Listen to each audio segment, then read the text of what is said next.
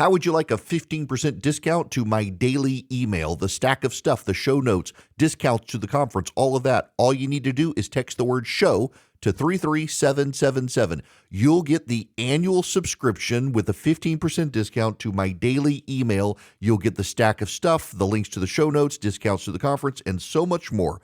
All you have to do is text the word show, SHOW, to 33777. Text show to 33777.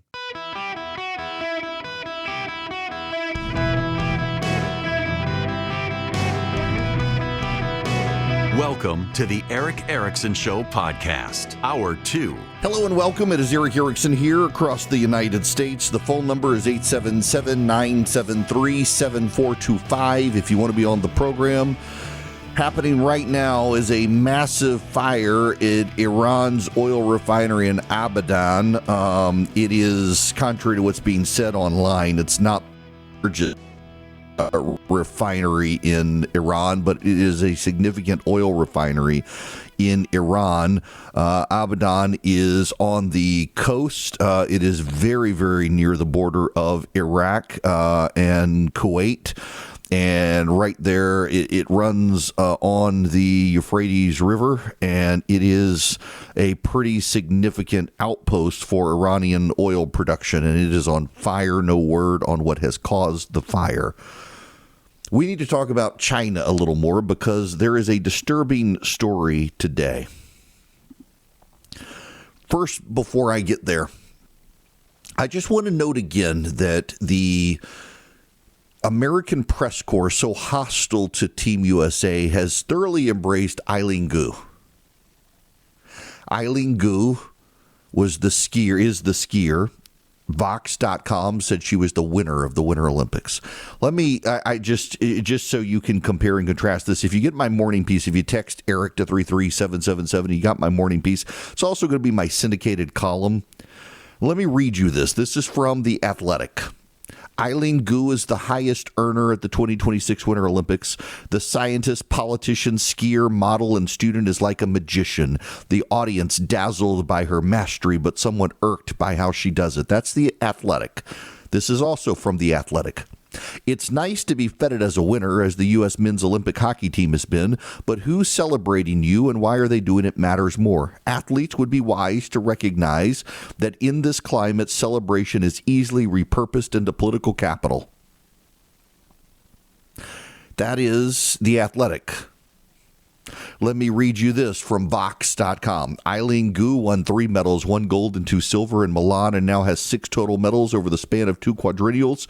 She also made herself one of the most profitable and recognizable athletes at the 2026 Winter Olympics. As she reminded reporters this past week, Gu is the most decorated free skier in history. She's the winner of the Olympics. Who are the losers of the Olympics? Well, even though they won a monumental and hard-fought gold medal game against chief rival Canada, the U.S. men's hockey team and its fans barely got a chance to savor it. Thanks to an Instagram Live and subsequently leaked video, we know the players party with FBI Director Kash Patel and took a congratulatory phone call from President Donald Trump. During the call, Trump also made a joke about reluctantly having to invite the U.S. women's team too.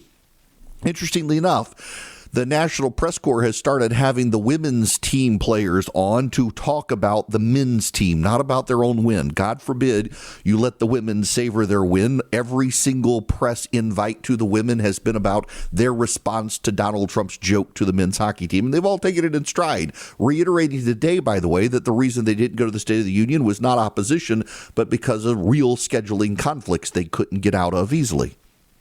Yet, the media that is attacking the men's hockey team and dragging the women's hockey team for not attacking the men's hockey team is celebrating a Chinese communist named Eileen Gu, who is an American citizen who turned her back on her country for payment by the Chi-Coms, and her family has historically close ties to the Chinese Communist Party. The American press corps is in the tank for the Chinese communists. The NBA is in the tank for the Chinese communists. Look at how often they criticize American social policy and civil rights and refuse to criticize China. Look at the American press corps and how it refuses to really dive into the atrocities the Chinese regularly commit. And now there is this. Reading to you from Shanaka Pereira, who is the author of Ascent Begins.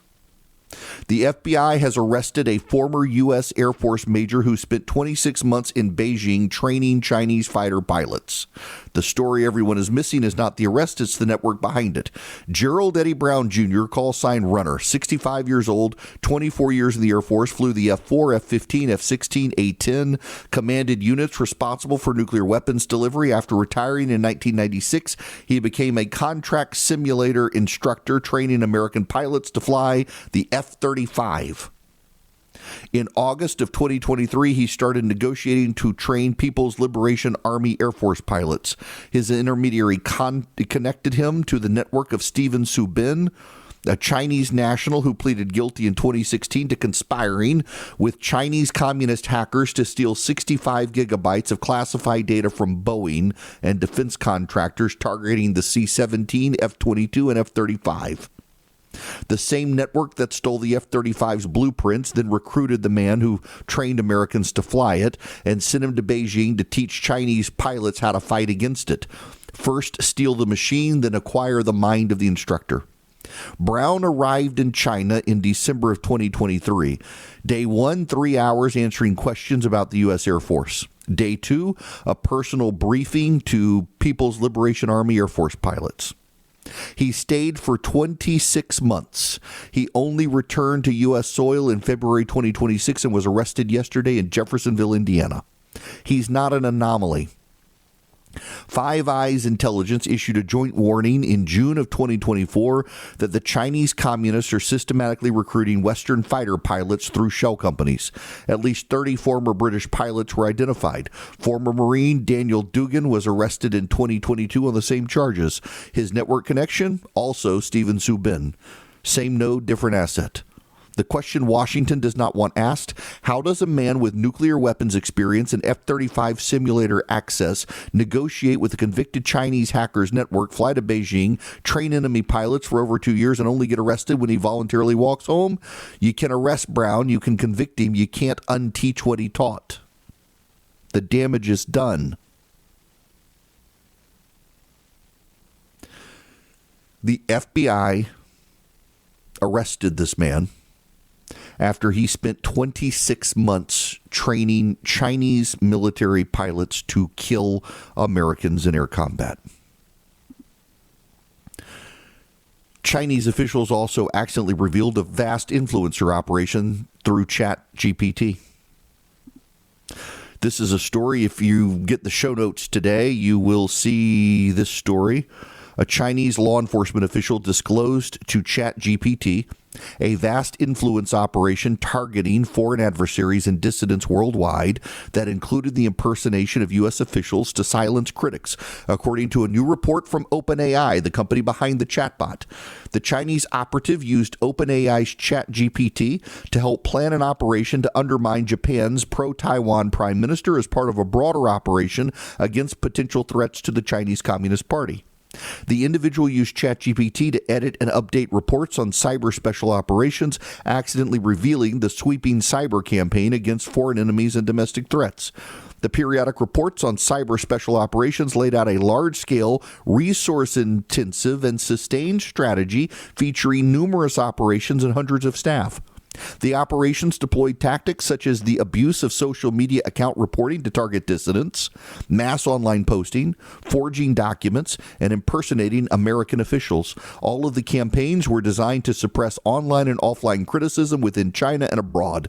Based on the Chinese user status report, OpenAI concluded China ultimately conducted the Japan operation without using ChatGPT.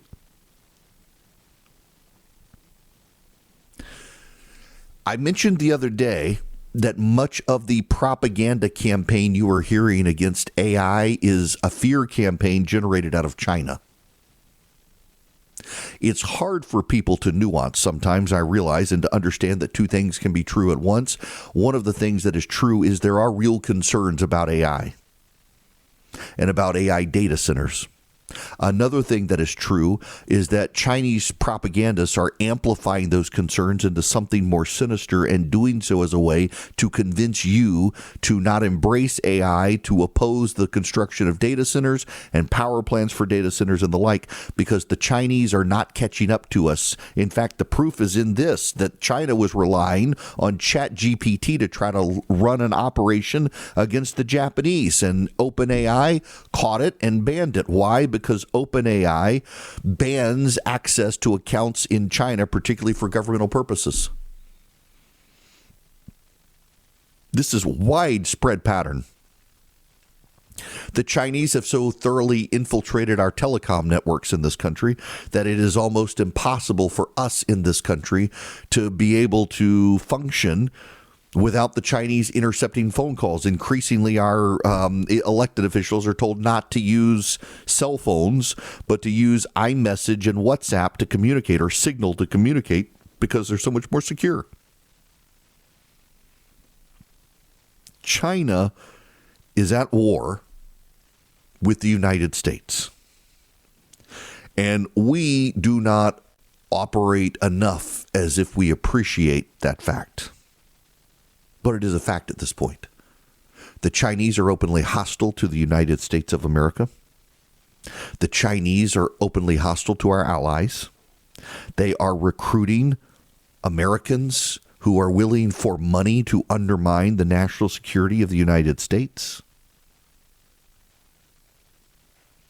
They've infiltrated the water supplies of parts of this country, the power grid of parts of this country, the telecom operations of the entire country, and they are ruthless.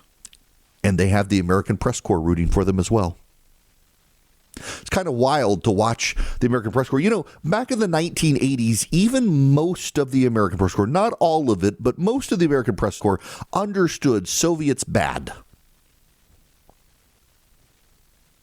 And you wouldn't have had an outrage against Team USA showing up. In fact, 1980s Team USA showed up to the Reagan White House, and nobody said anything. Nobody complained. But now, because it's Trump, the media, like the guy at The Athletic, Jerry, what's his name, said that Donald Trump is not a neutral president. Who the hell is a neutral president? They're a Republican or a Democrat. They're not neutral. The fact that you, New York Times Athletic writer, thought Barack Obama was neutral and Donald Trump is not, is actually a pretty bad indictment on you and how you see the world.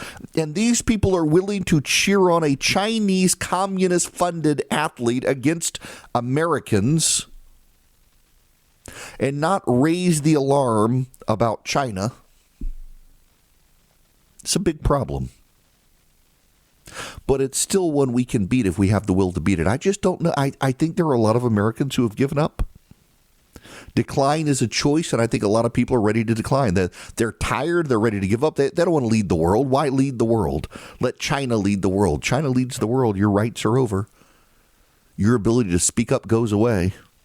Don't say it can't happen in this country. You know, a lot of the people who say it can't happen in this country are also the people that say forced transitions of children weren't happening in this country, yet here it is. It's just wild to see so much of this country aligning with ruthless authoritarians while claiming that Donald Trump is an authoritarian. Donald Trump is term limited. I saw somebody point out the other day, you know, in the Donald Trump State of the Union address, he said that you should, the tariff decision was disappointing, but he'll move on. The man that everyone said wouldn't respect the Supreme Court, he respected the Supreme Court. They call him a tyrant and an authoritarian. If the Chinese Supreme Court ruled against Xi Jinping, they would all be arrested. The United States Supreme Court has ruled against Donald Trump, and he's moved on.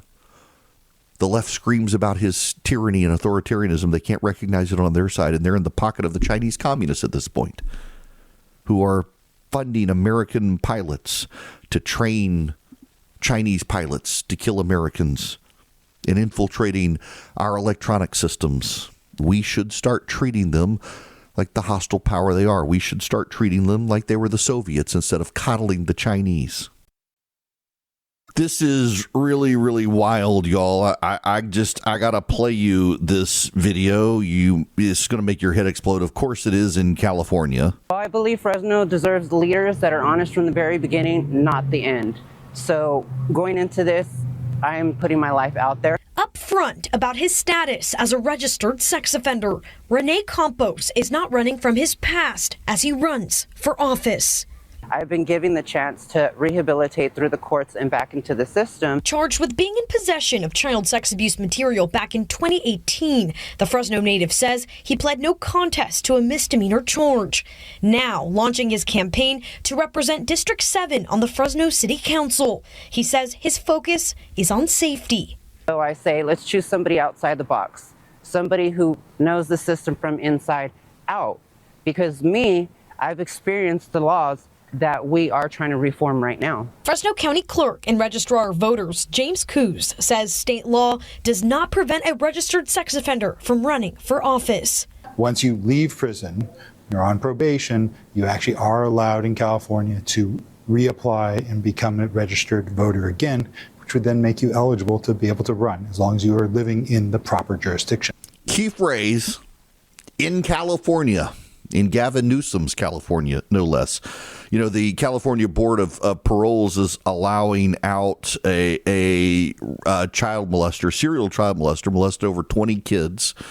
Gavin Newsom says, not my fault. Board of Pardon and Paroles, except all the people in the Board of Pardon and Paroles are Gavin Newsom's appointees, and Gavin Newsom changed the law to allow a registered serial sex offender to be let out of prison for being an old person.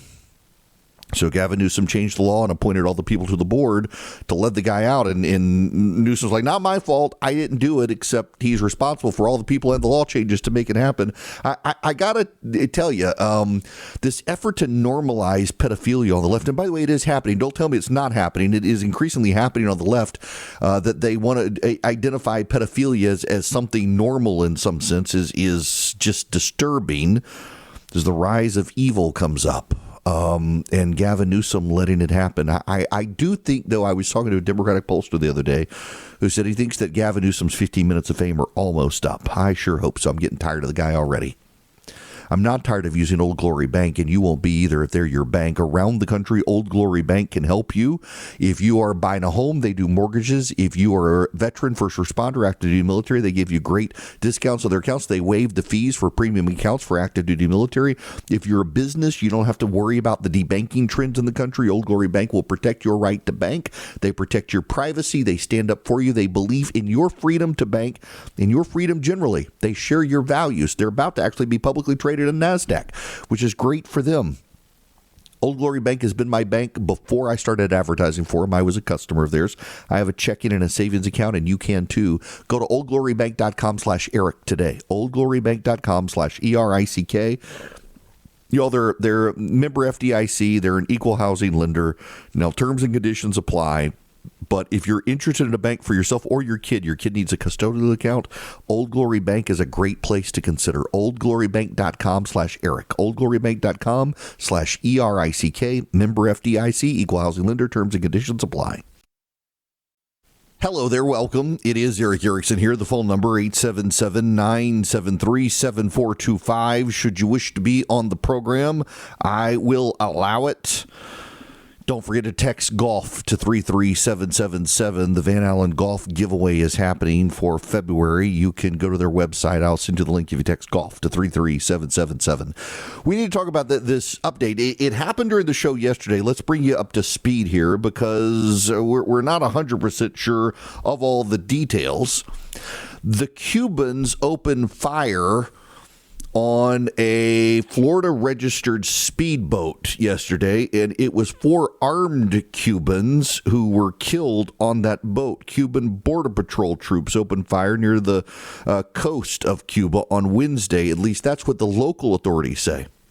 They say, this is from the New York Times, the gunfight wounded 6 others on the speedboat after it entered Cuba's territorial waters. Cuba's Interior Ministry says the 10 men on the speedboat were Cuban citizens living in the United States, according to a Cuban state media report citing a statement from the Interior Ministry.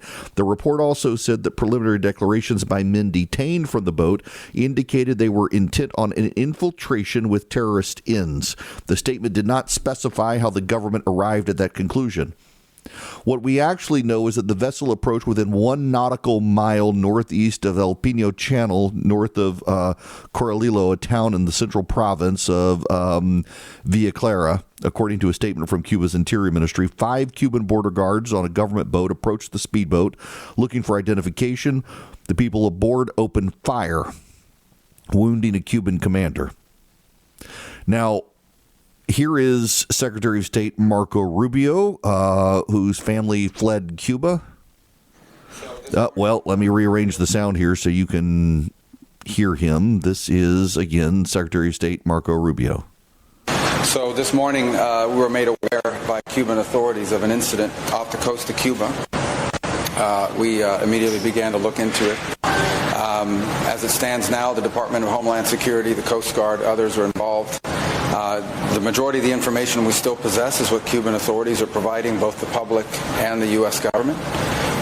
We have our embassy on the ground in Havana working this as we speak, asking for access to the people that were on those vessels, if they were American citizens or permanent residents. According to the Cuban regime, the boat was registered in Florida. We're tracking that down.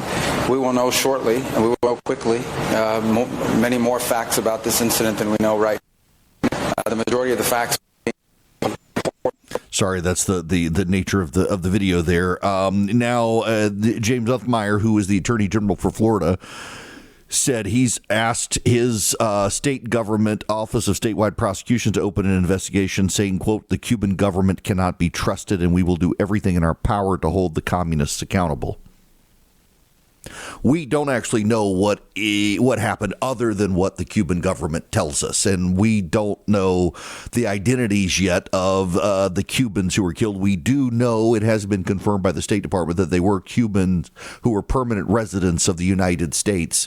I'm wondering if this was some level of jumping the gun. The government in Cuba, more and more reports suggest, is on the verge of crumbling. What's notable about Cuba is that there's not an internal movement to overthrow that government. And this gets me back to a point I made yesterday, and I've really got to credit John Ellis for shifting my thinking on this a little bit. In Iran right now, there are over 10 million people who oppose the Iranian regime. It's actually a minority of Iranians who support the regime. You got over 10 million who oppose it.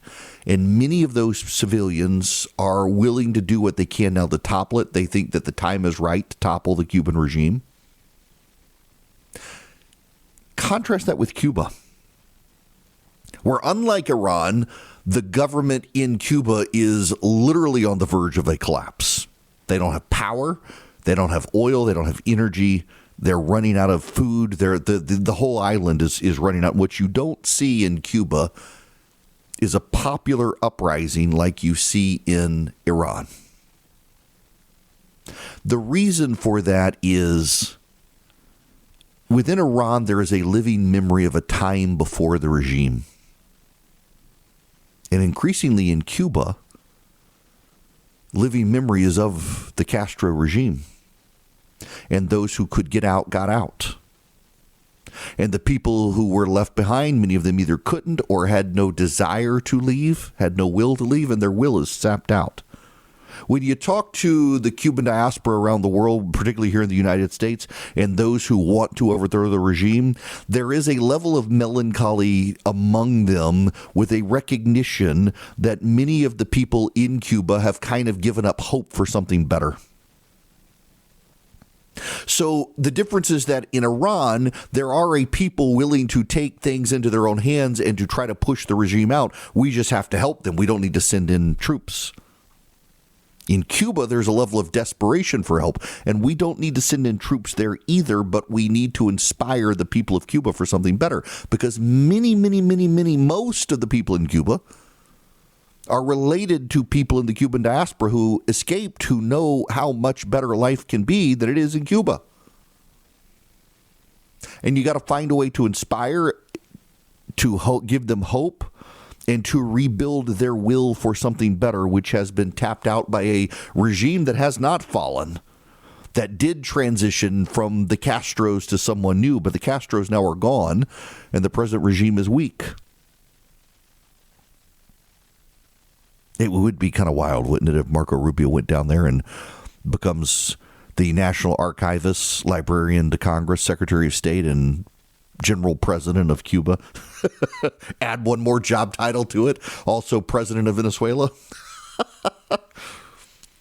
The Cuban people need inspiration, though. And I really do any of you know, I know, look, I got a lot of listeners down in South Florida. You may be Cuban or you know Cubans down in South Florida. Tremendous, loving, happy people with that glimmer of sadness over what could be in their native land. And they're ready to go.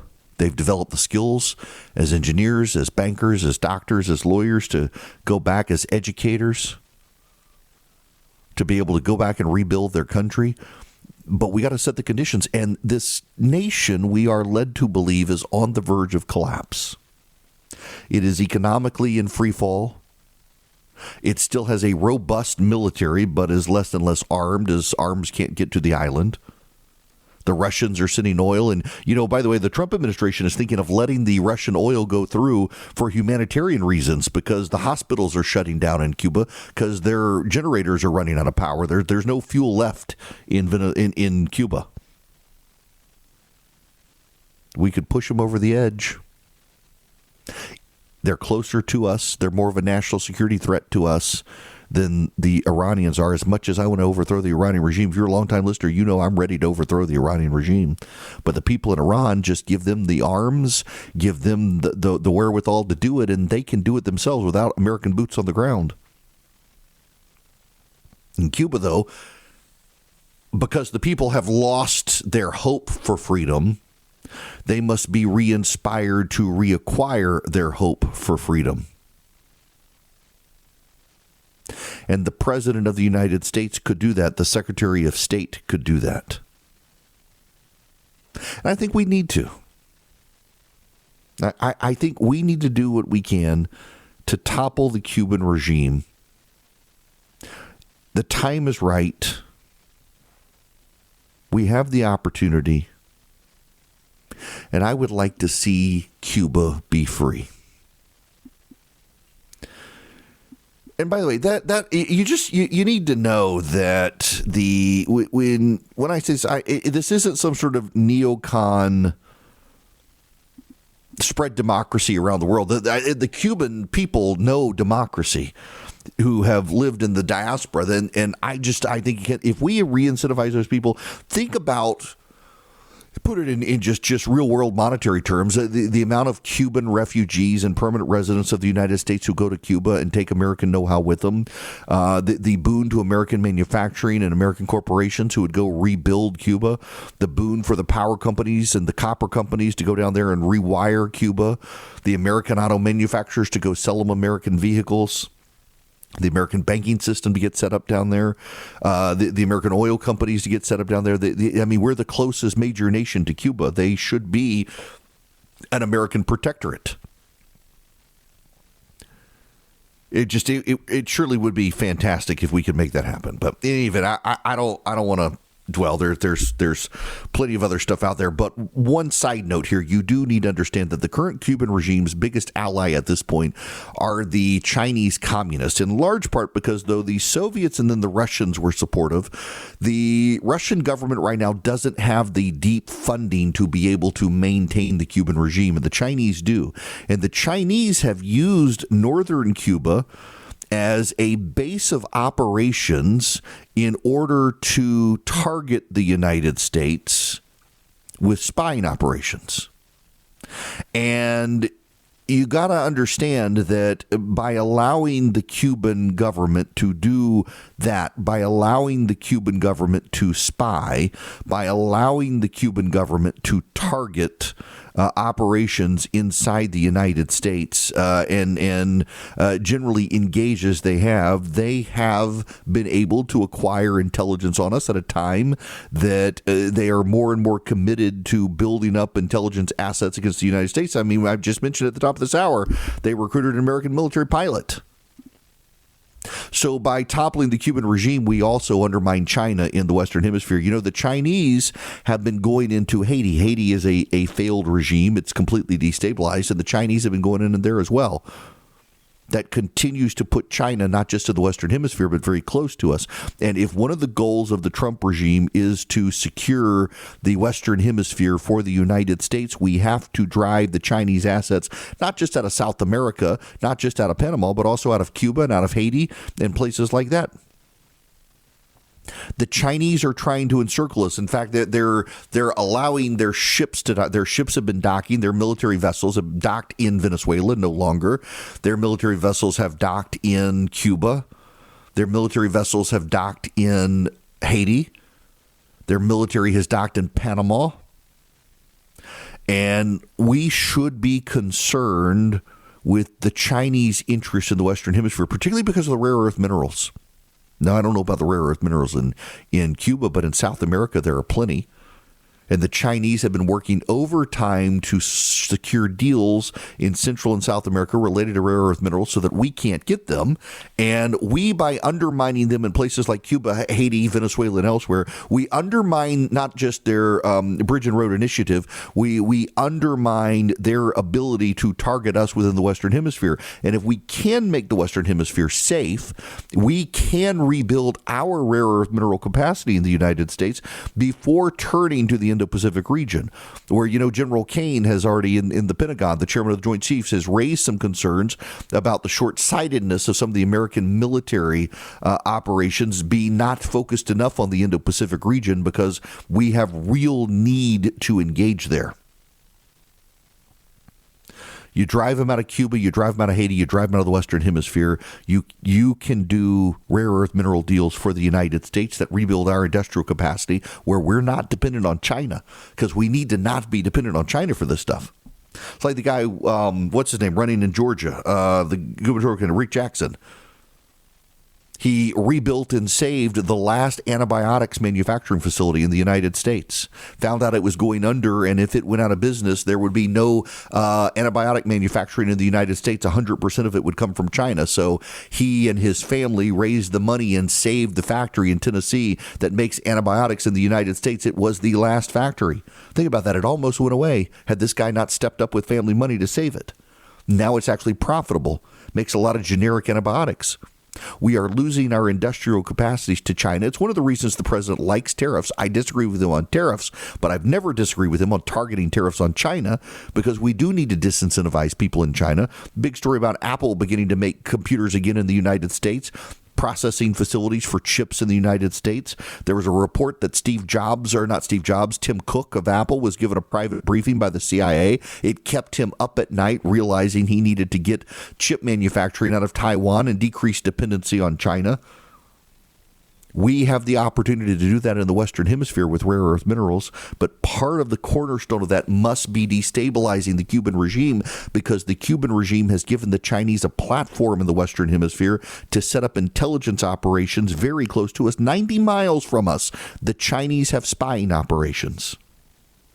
And then, of course, we got to deal with the northern Mexicans, also known as the Canadians, who are solidifying their relationships with the Chinese, too.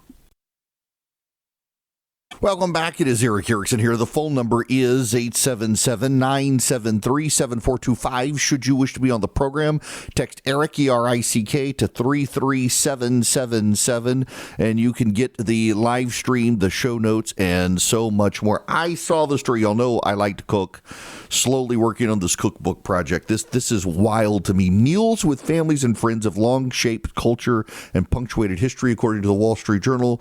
Now it's often a party of one. 1 in 4 Americans reportedly eat all their meals alone. That's up 53% since 2003. The ratio of solo dining increased by more than 180% for 25 to 34-year-olds. It's easier than ever to dine from your couch thanks to DoorDash and Uber Eats surging in popularity. Nearly 4 in 10 Americans get food delivered at least once a week. You know, so I've been doing the increasing my protein and trying to do macros and trying to get in steps and all of that. And I mean, it just finally hit me at one point that I can read all the stuff of how to do it and to get in shape. And if I don't actually do it, it doesn't matter. You can read all the data about how isolation and loneliness is a problem with mental health, and you should not be isolated. You should surround yourself with community. You should break bread with others. And I mean, you can lead a horse to water, but you can't make them drink, so to speak. You can know how bad it is for your mental health to isolate yourself and be alone and to eat alone. And yet so many people are still doing it. And not only that, now it's driving up costs too. It is expensive to do DoorDash and Uber Eats as opposed to cooking for yourself. And when you cook for yourself, being able to invite friends over. And it's just, we as a nation continue to deteriorate as a people in large part because we're just not set up anymore emotionally to want to eat together, and we don't want to break bread with each other. We essentially have stopped liking each other, and we've lost this feeling of community. And it's not a coincidence that mental health is escalating. It's not a coincidence that people are driving rapidly into crazy town essentially because of it. It's just it's sad to see this level of isolation happening out there right now. And yet it is increasingly becoming a problem across the board. Now, your problem may be that your house stinks, your kitchen stinks, something stinks. Well, if so, you need the Eden Pure Thunderstorm, and you can get 3 of them, and you can save $200 by going to EdenPureDeals.com and putting in the discount code ERIC3, ERICK3 at EdenPureDeals.com. Now, what is it? It's an air purifier, so it gets rid of dust, pollen, pet dander. It wipes out 99.9% of bacteria and viruses, and they've got a money-back guarantee on their odor elimination. If it does not work for you to wipe out odors, you, my friends, can get a money-back guarantee. The details are available at EdenPureDeals.com. The discount code is ERIC3. If it doesn't work for you in 30 days, you can get your money back. You get 3 of them, and you save $200, so it's a great deal, and they do work. I've used mine in rental cars and hotel rooms, my back porch. They wipe out odors, generate ozone, which is like odor bleach, and it wipes out the odors. It'll work for you wherever you are. EdenPureDeals.com. The discount code is ERIC3, ERICK, the number 3, EdenPureDeals.com.